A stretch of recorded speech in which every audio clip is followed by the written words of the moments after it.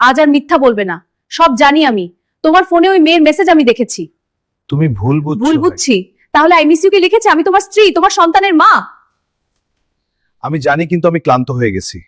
আমাদের মধ্যে আর আগের মতো কিছু নেই। কিন্তু এভাবে বলছো কেন? নেই মানে কি? সংসার, সন্তান, দায়িত্ব এসব কি কিছু না? আমি সেটা বলিনি। বাবা মা। ও আমাকে বোঝে, ওর কাছে আমি শান্তি পাই।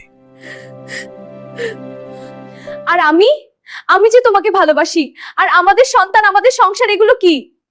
আমি তোমাকে কষ্ট দিতে চাইনি।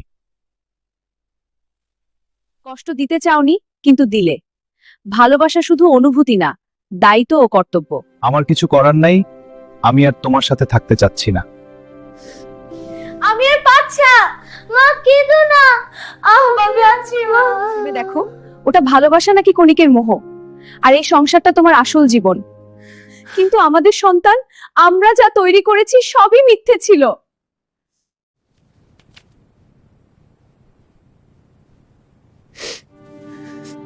তুমি ভালো থেকো। বিদায়।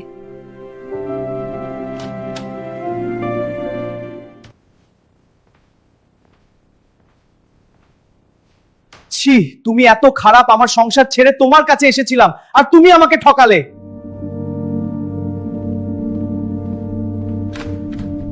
বউ, তুমি আমাকে ক্ষমা করে দাও, আমার ভুল হয়ে গেছে, আমি তোমাদের ছেড়ে আর কখনো যাব না।